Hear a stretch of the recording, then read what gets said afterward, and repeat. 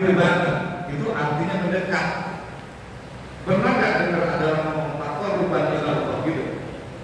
Pernah nggak? Ya, taqarruban ilallah artinya apa? Mendekatkan diri kepada Allah. Taqarruban ilallah, taqarrub kepada Allah, mendekatkan diri kepada Allah. Jadi hari raya kurban itu artinya adalah mendekatkan diri kepada Allah dengan jalan menyembelih hewan kurban. Itu namanya kurban. Arti seperti itu. Baik, kurban itu erat kaitannya dengan sejarah Nabi Ibrahim. Tadi kan temanya sejarah dan iman. Nah, sejarah dulu. Kurban, hari raya kurban atau kurban yang kita lakukan itu erat sekali sejarahnya dengan Nabi Ibrahim, dengan sejarahnya Nabi Ibrahim. Bagaimana sih ceritanya? Ini yang cerita Al-Quran, bukannya manusia. Jadi bapak-bapak kudu percaya. Saya cuma nyampein doang, yang percaya bisa pasti nyampein doang. Quran ini nggak setengah-setengah yang ngasih informasi tentang kurban. Jadi Nabi Ibrahim itu punya istri dua. Bapak mau nggak kayak Nabi Ibrahim? Nabi Ibrahim itu istri pertama, istrinya satu, namanya Siti Sarah. Puluhan tahun nggak punya anak. Ibrahim itu sampai 86 tahun nggak punya anak. Usia 86 tahun. Dewi Sarah, Siti Sarah itu nggak punya anak, kawin sama Siti Sarah. Akhirnya Nabi Ibrahim kawin lagi sama Siti Hajar. Siti Hajar kemudian punya anak namanya Ismail di usia Ibrahim ke 86. Setelah Siti Hajar melahirkan Ismail, ketularan Siti Sarah punya anak namanya Ishak. Ustaz, kalau begitu, kalau kita nggak punya anak aja, kita kawin lagi. Umpamanya kita punya anak namanya Siti, kita punya istri namanya Siti. Bulan tahun kagak punya anak aja, kawin lagi. Nanti punya anak sama yang baru, si Siti ketularan punya anak. Jangan manggil-manggil aja Pak, berani kagak. Udah menepus. Sobat pakai manggil-manggil. Nah, yang namanya Dewi Sarah kan manusia juga, walau bibinya Nabi. Cemburu sama Siti Hajar. Cemburu sama Siti Hajar kata Siti Sarah begini, Ibrahim, ini Sarah, ini Siti Hajar sama anaknya, lu bawa ke Solo, jangan satu rumah sama gua.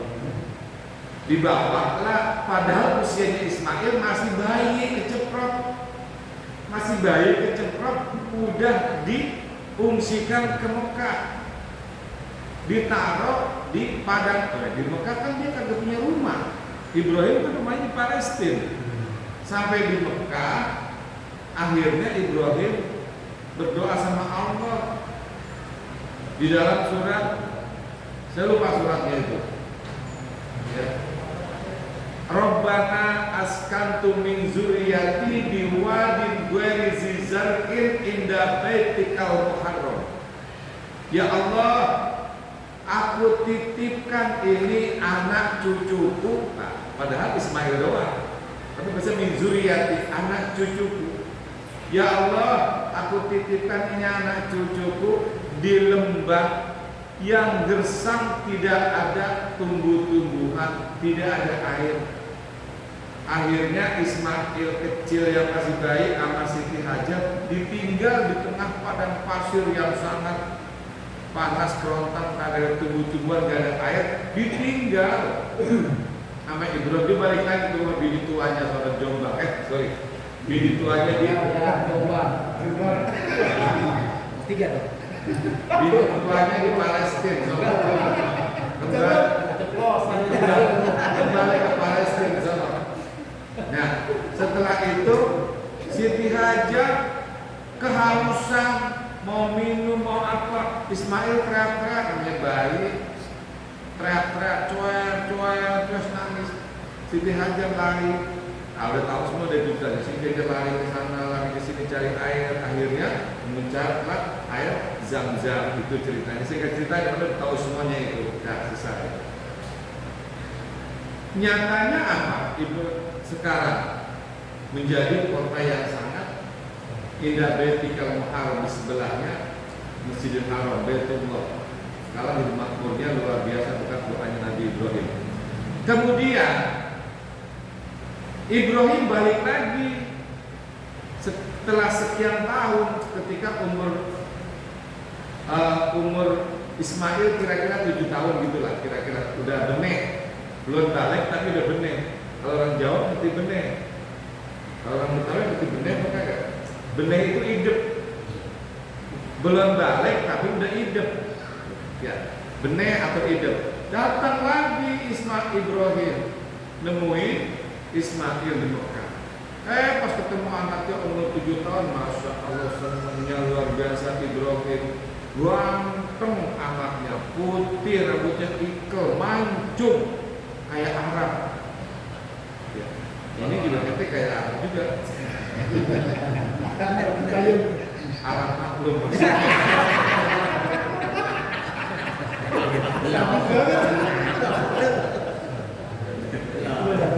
Terus Ismail gantengnya setengah mati. Lah coba bayangkan, anak boleh kepengen, ditinggal sekian lama, pas ketemu gantengnya luar biasa. Ibrahim cintanya luar biasa sama Ismail, sayangnya luar biasa.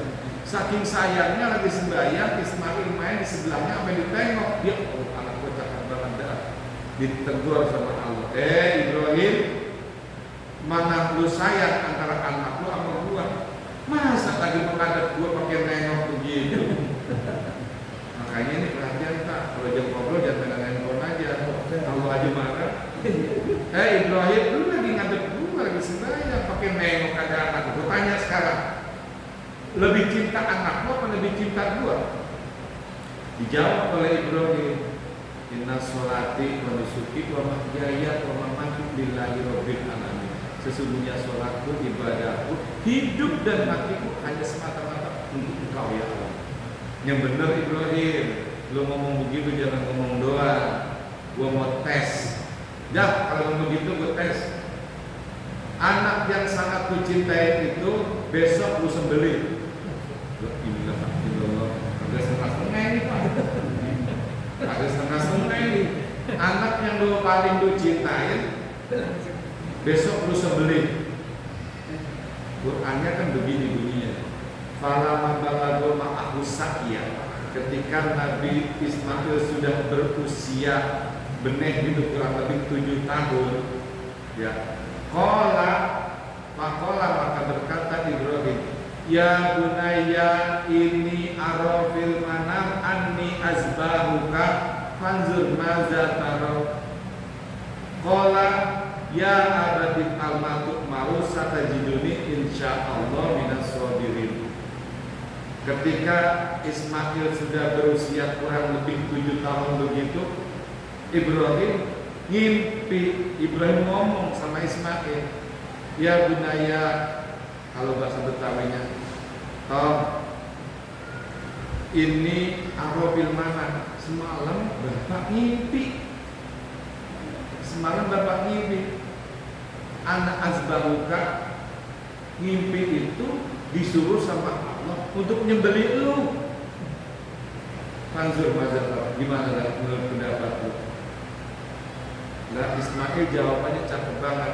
Qala Ismail, ya abadi almatuk maru satajiduni insyaallah minas sabirin. Wahai bapakku, ya abadi lakukan aja Pak. Matuk maru apa yang Allah perintahkan. Matuk asata dijuni insyaallah minas sabirin. Insyaallah Bapak akan menemui aku termasuk orang yang sabar. Itu bocah cakep banget jawabannya. Kalau bocah pendengar di situ membawanya marah banget itu. Tahu, aku pinjam gitu kenapa begitu doang itu marah banget. Orang tua, gua pinjam gitu mah anak, lagunya orang tua diomelin. Tahu Bapak mau ngimpi, gue suruh potong dulu, buset parah banget itu. Ismail jawabannya indah sekali. Wahai bapakku, lakukanlah apa yang Allah perintahkan. Insya Allah saya sabar, saya siap menerimanya. Jawabannya luar biasa. Akhirnya Ibrahim pamitan sama bininya Siti Hajar. Siti Hajar pakai Ibrahim baju yang cakupan dikit, gua ajak jalan-jalan. Gua kan udah lama kagak pernah jalan-jalan sama Ismail. Ketum dari Ibrahim. Nah iya, nama ibu jalan-jalan ketemu dipakai juga Ismail dengan pakaian yang sangat indah. Pakaian itu dibawa tuh ke tengah lapangan, ke tengah padang pasir. Lah waktu itu setan repot, yang kerepotan itu setan. Wah, gawat ini Ibrahim, bener-bener dilaksanakan ini. Kalau sampai Ibrahim melaksanakan, hancur program gue ini. Kata setan. Emang setan, dasar setan ya. Agak enak. Setan loh, orang nengok sini salah, nengok sini salah.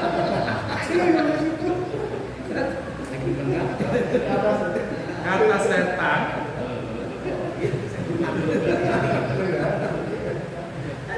setan, Siti Hajar, anak lo itu mau disembelih sama Ibrahim sama bapaknya, lu jadi emak apa jadi diem aja? Lu kan yang lahirin capek-capek, masa sekarang anak lu dibawa sama bapaknya dari situ, lu diem aja?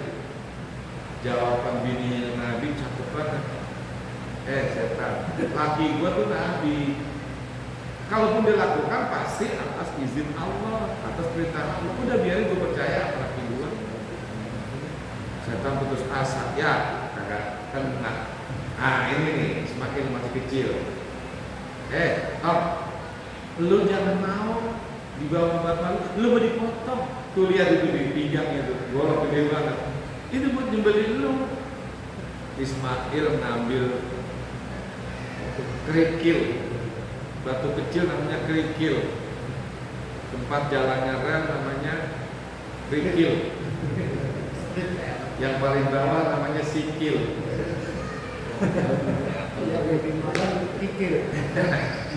Akhirnya kata Ismail, dasar setan, pergi lu. Setan dilempar sama Ismail sampai batu kerikil, kena mata kirinya, picek. Dalam sejarah itu picek sampai kiamat, itu nggak sembuh-sembuh mata kirinya setan. Tapi bapak-bapak hati-hati, jangan sampai nanti lihat kalau mata picek langsung dibilang itu setan. Jangan. Setan yang dilempar sama Ismail itu picek mata kirinya. Ya, sampai sekarang itu nggak sembuh-sembuh, itu terpicek sampai hari kiamat. Ya, jadi jangan kalau dengar cerita ini nanti bisa-bisa matanya picek gini. Berarti yang dicintai kemarin namanya jangan, itu setan. Ini setan. Ini cerita setan. Akhirnya terakhir Ibrahim dicoba diganggu juga. Ketika Ibrahim diganggu malah ditangkol sama yang gedean dikit batunya.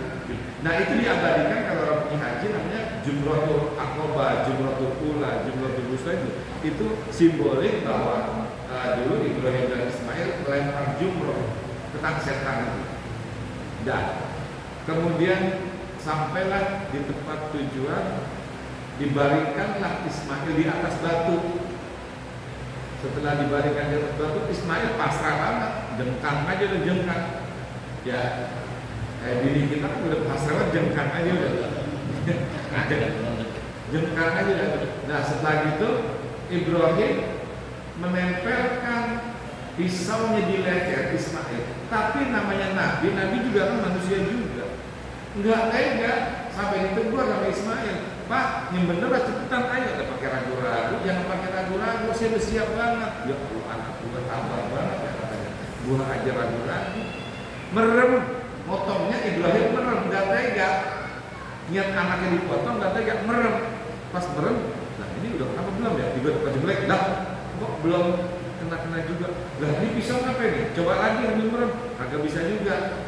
Akhirnya di situ ada batu gede. Apa gue salah ngambil pisau ini ya? Pisau bini gua kan itu. Pisau dapur ini coba dipukul batu, batu terbelah, dibelah sama batu itu. Pisau, kata Ibrahim. Nah ini mukjizat Ibrahim bisa ngomong sama pisau. Pisau, lu ngapa? Gua suruh godok daging lu kagak mempan. Gua suruh godok batu malah mempan. Pisau bisa ngomong, mukjizat Nabi Ibrahim. Ibrahim, Allah tidak mengizinkan saya untuk gorong lehernya Ismail. Mana berani saya maksiat membantah perintah Allah.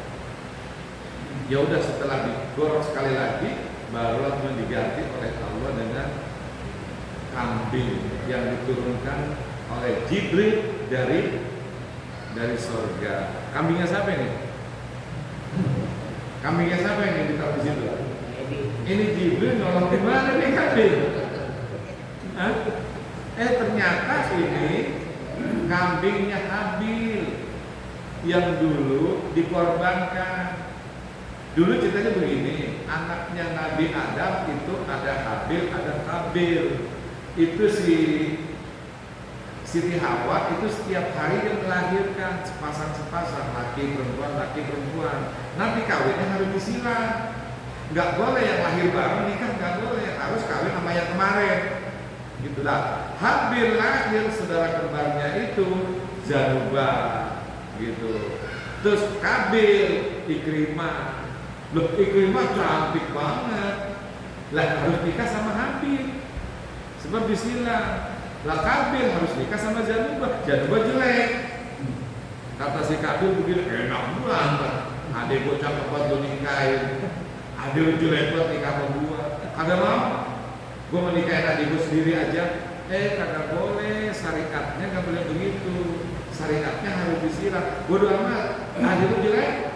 Adek gue cakep banget. Gua nikahin aja adek lu. Akhirnya berantem adulah sama Nabi Adam. Nabi Adam memohon kepada Allah, gimana nih ya Allah penyelesaiannya? Kata Allah, udah Habil sama Qabil suruh berkorban. Ya, mana yang korbannya aku terima itulah yang menang. Nah, akhirnya Habil itu seorang peternak, Qabil itu seorang petani. Habil itu pinter. Di antara sekian banyak kambingnya, dia pilih kambing yang terbaik. Kambing yang paling top, paling kotor, dia persembahkan untuk Allah. Karena ini Allah, diambilkan yang terbaik, yang paling saya. Ya, oleh kambingku sayang banget, terincak kepingin, tapi Allah yang minta, ya maka yang diberikan yang terbaik. Tantanalul birra hatta tunfiqu mimma tuhibbun. Kamu belum dikatakan orang baik kalau belum menginfakkan apa yang paling kamu cintai. Nah, si Qabil petani ini dipilih, ini pilih-pilih. Buat Allah aja. Sayang lah kalau yang cakep-cakep. Gue menjual ini, jelek-jelek aja. Akhirnya yang diterima korbannya Habil, kambing itu karena yang terbaik. Petir menjamur, jeder, diambil tuh, hilang tuh kambing, dibawa ke surga. Sedangkan padi-padinya punya Qabil itu habis kebakar hangus. Kemudian Habil dibunuh sama Qabil dan seterusnya. Saya nggak cerita itu, saya cerita. Nah, kemudian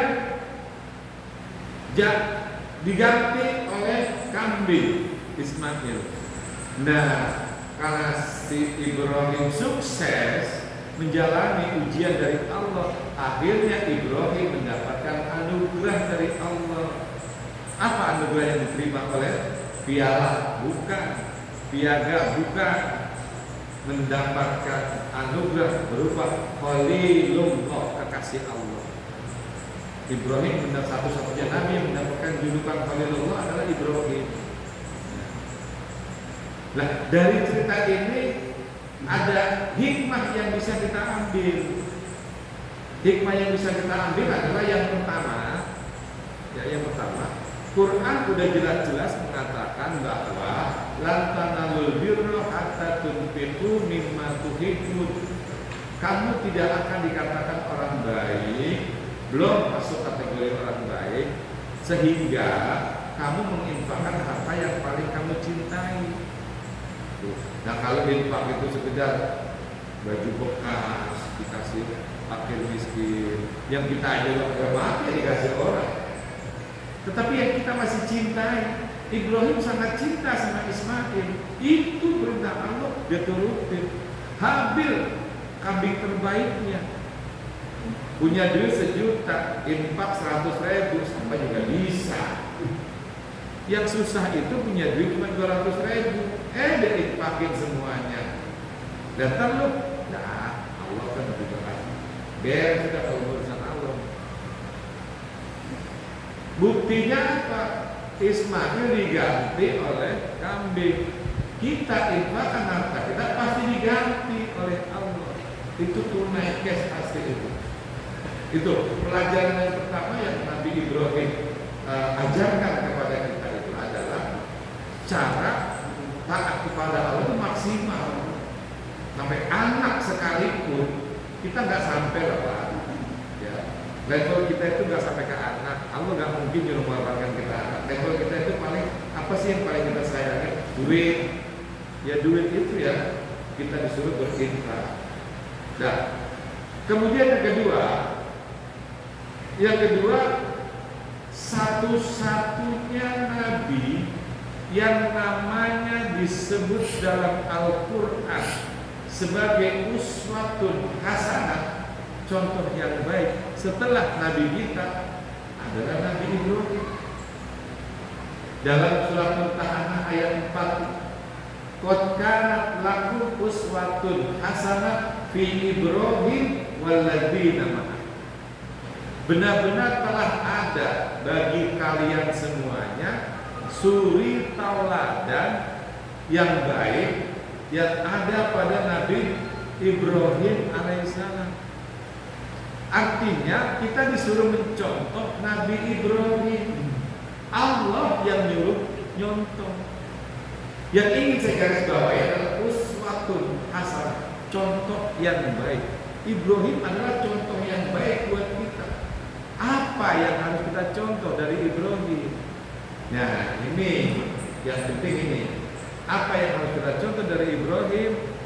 Satu, Ibrahim itu adalah satu-satunya nabi yang sukses dalam mendidik anak. Saya ulangi karena ini penting.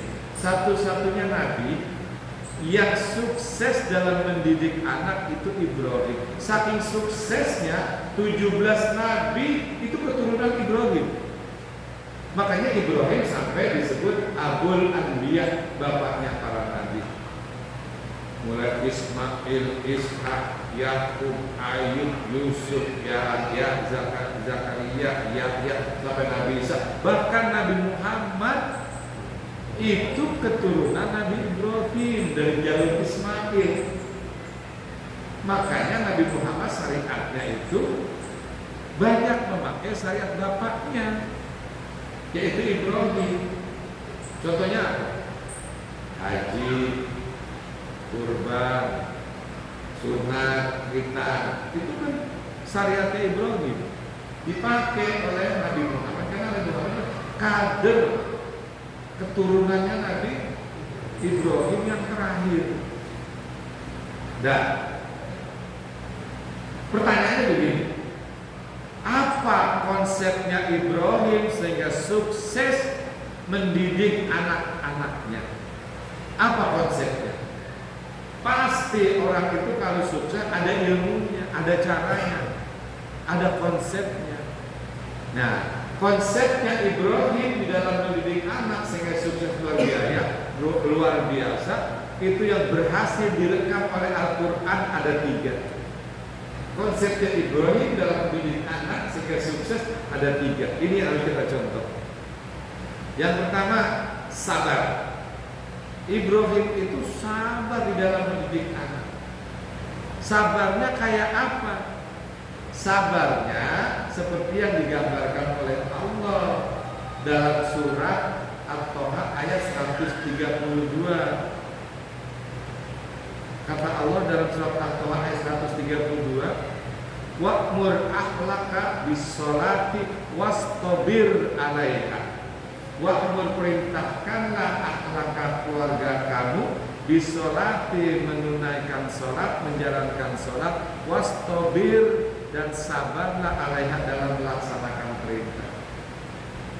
Yang ingin saya garis bawahi wastobir. Bahasa Arabnya sabar, sobaro yasburu, wasbir. Kok itu wastobir? Di ayat lain ada tulisan wasbir nafsaka kama sabara ulil azmi. Wasbir artinya sabar.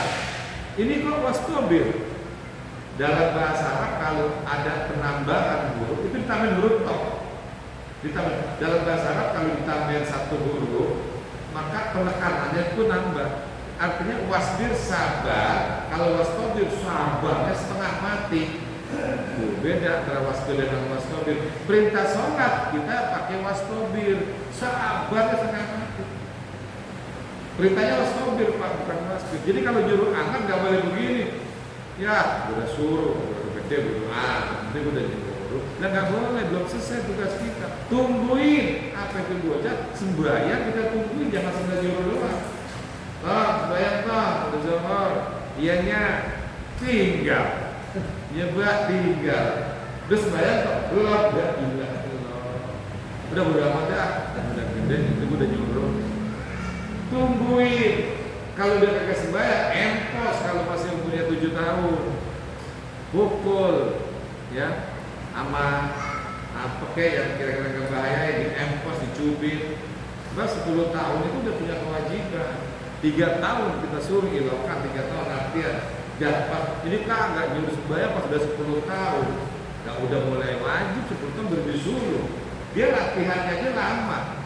7 tahun suruh. Kalau nggak cubit, empos, apa itu yang dia takut, kan dia latihan pelan-pelan itu. 7 tahun, 8 tahun, 9 tahun, nah 10 tahun baru balik, udah bisa sebenarnya, 3 tahun latihan.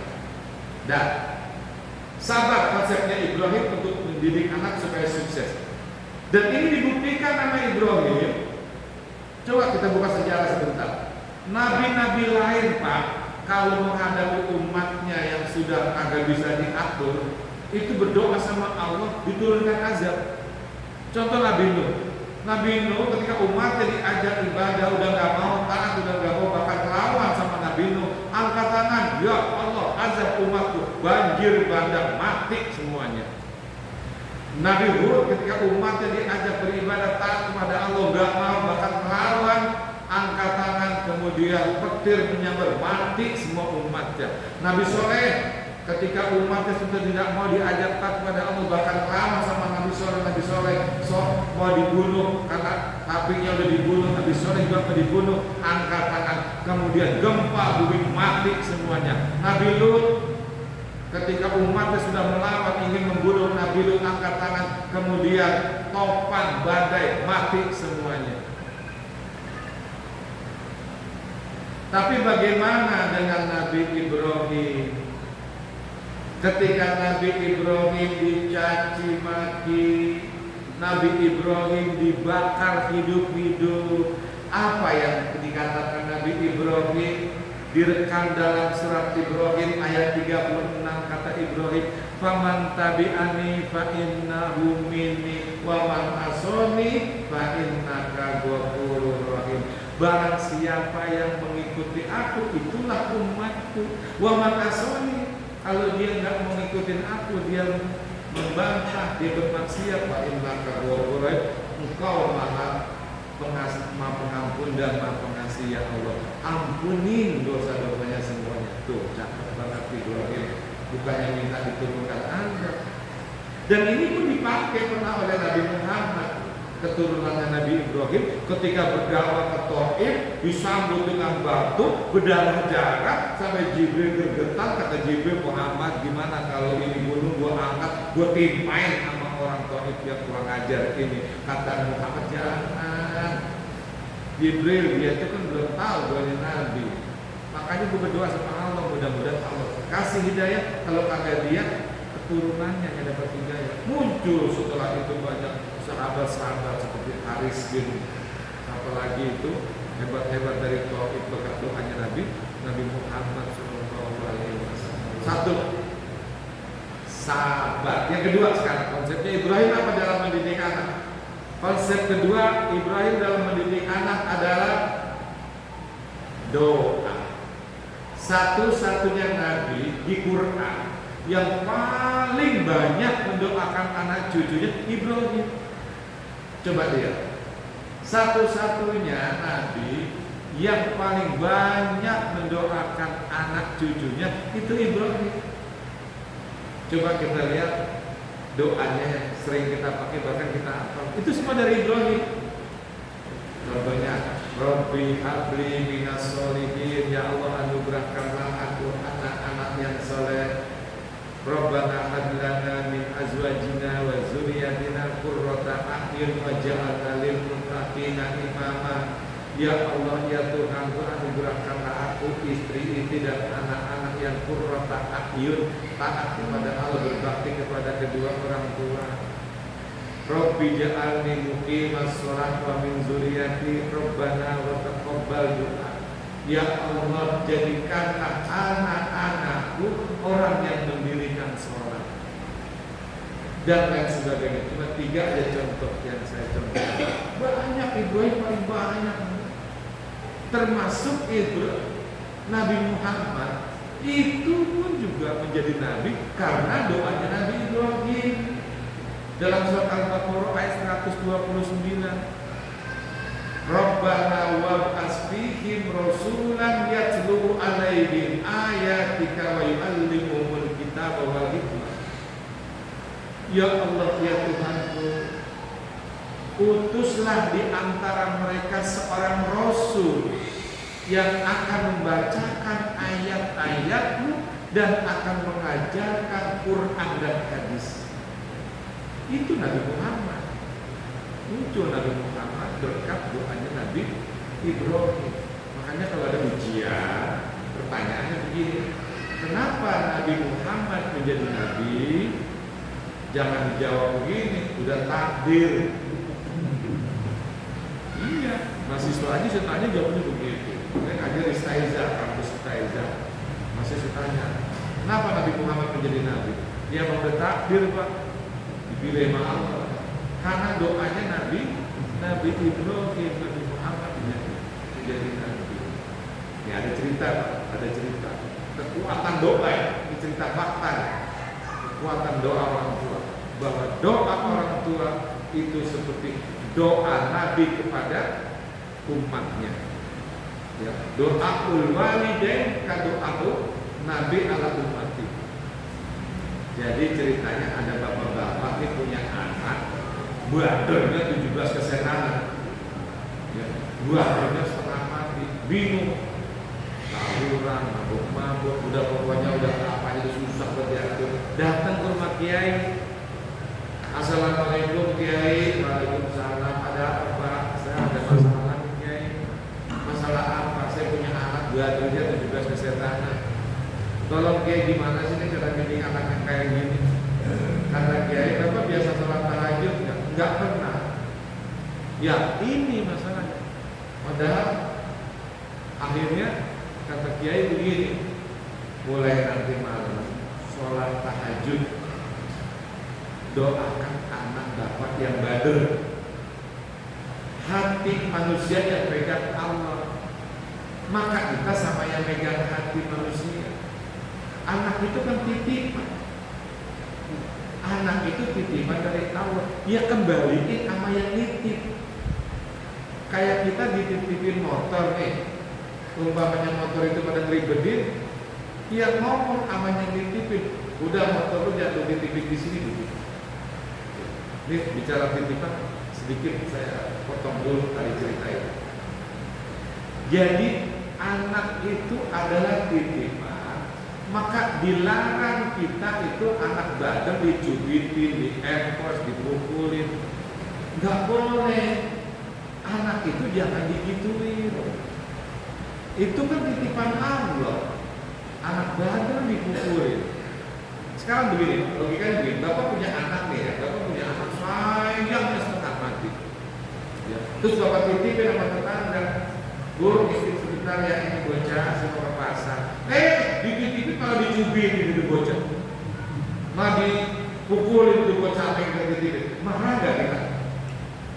pasti marah. Saya anak gua dititipin malah dicubitin, pasti kita marah. Dan sekarang bayangkan kalau Allah titipin anak sama kita, kok kita cubitin mulu, kita pukulin, kita zolimin, kira-kira marah apa enggak Allah?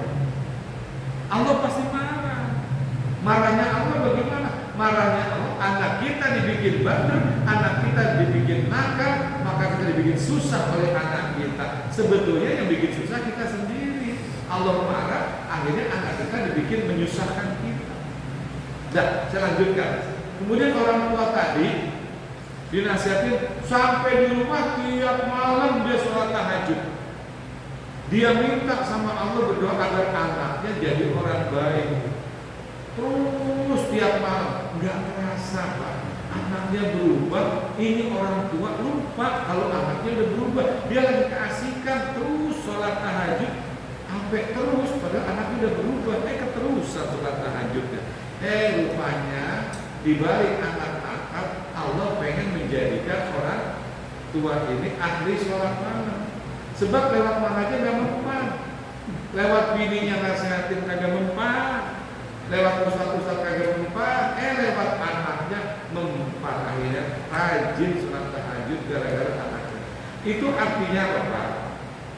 Allah kadang-kadang perlu melempar kerikil kecil kepada kita biar kita ingat, ditimpuk. Nengok sama yang nimpuk. Anak cerdas Pak, itu kalau ini ada bocah nih, bocah di kelas ngobrol aja, guru lagi terangin, kan ditimpuk sama kapur ya, ditimpuk sama kapur. Maksudnya jangan ngobrol aja, ditimpuk sama kapur. Lah kalau bocah pinter, itu dia nengok siapa yang nempuk, guru yang nengok kapur, dia diem. Tapi kalau bocah yang kagak pinter, ditimpuk sama kapur, kapur yang digerubel, kapurnya yang diambil, bukan yang nengok sama yang nempuk. Kayak anjing itu nggak cerdas Pak. Kalau anjing cerdas repot kita. Anjing tuh kalau kita timpuk, ya dikejar batunya. Lah kalau yang dikejar dan nimpuk, lah repot kita. Mana pada pakai celana, pakai kain sarung digerubel anjing, ya kan? Gitu. Nah, itu arti kadang-kadang Allah perlu juga dia melempar kerikil-kerikil kecil kepada kita dan kita nengok ke Allah. Kadang-kadang kita kan ditegur sama Allah. Maksud kerikil itu bahasa kiasan Pak. Kadang suatu saat kita dibikin susah lewat jalur ekonomi. Kadang kita ditegur oleh Allah lewat jalur kanan, anak kita badar. Kadang kita ditegur oleh Allah lewat kesulitan ini, kesulitan itu. Itu hanya teguran supaya kita kembali ke Allah. Udah lupa lama kita udah lupa sama Allah, ditegur apa dicolek, ketemu agak tegur dicolek, masih lupa. Begitu kira-kira itunya. Dan itu konsep yang kedua adalah doa. Ketiga terakhir, habis ini makan. Belum tentu ya, belum tentu maksudnya kopi. Konsep ketiga sekarang, apa konsep Ibrahim sehingga sukses mendidik anak-anaknya semua jadi nabi? Konsepnya ada tiga. Pertama sabar, kedua doa, dan yang ketiga adalah yakin dan percaya kepada Allah. Setelah melakukan sabar, melakukan doa, udah percaya sama Allah. Doa kagak percaya, kata Allah, lu kagak percaya membuat yakin. Ketika kita yakin kepada Allah, maka keyakinan itulah yang akan terjadi. Kenapa sih Pak kalau kita minta air sama kiai baca Fatihah diminum sembuh? Karena yakin. Pak Edi yang baca Fatihah kita minum kagak sembuh karena dah yakin. Ya, yakin yang bikin kita sembuh itu. Kalau dalam ilmu otak kanan begini, ketika kita mengatakan bisa, maka direkam oleh alam, diterjemahkan dalam bentuk fakta. Ketika kita mengatakan tidak bisa, direkam oleh alam, diterjemahkan dalam bentuk fakta. Makanya ketika kita bilang bisa dengan penuh keyakinan, pasti terjadi. Itu sesuai dengan hadis qudsi yang Allah katakan, anak indah zoni abdi, aku tergantung dari perasaan hambaku. Kalau hambaku yakin pasti terjadi. terjadi, aku izinkan terjadi. Kalau nggak yakin, ya nggak terjadi. Anak indah zoni aktivi. Kesimpulan dari waduh iya ini. Berapa ya? Belum makan. Iya siap. Jik. Siap. Oke. Saya lupa. Jam 20.40. Cukup sekian berarti ya. Mohon maaf kurang lebihnya. Ngobrol pamit warahmatullahi wabarakatuh. Warahmatullahi wabarakatuh. Ini kan bukan jadwal saya subuh. Jadi mohon maaf kalau betul-betul jadwal lain. Dia mohon maaf ya. Saya langsung balik ya. Kita telepon tadi. Keluar lagi. Keluar dulu.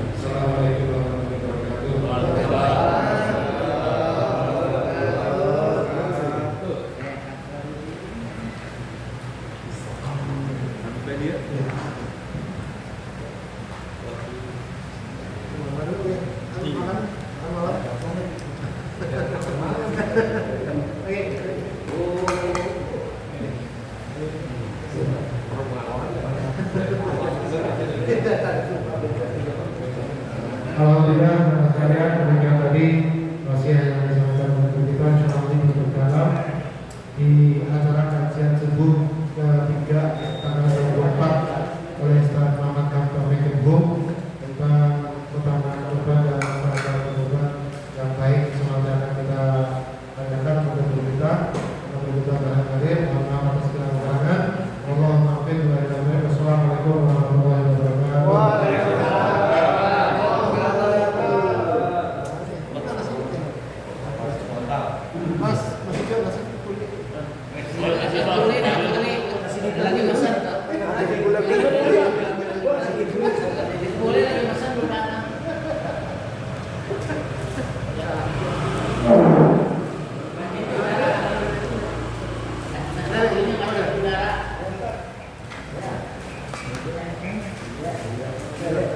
Panggilan juga dia.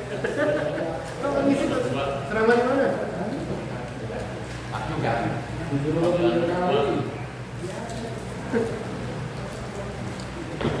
Tamburan. Ini dari Bali nih.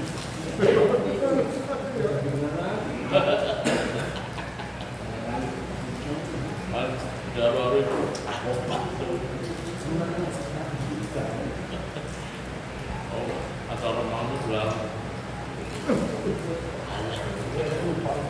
lupa.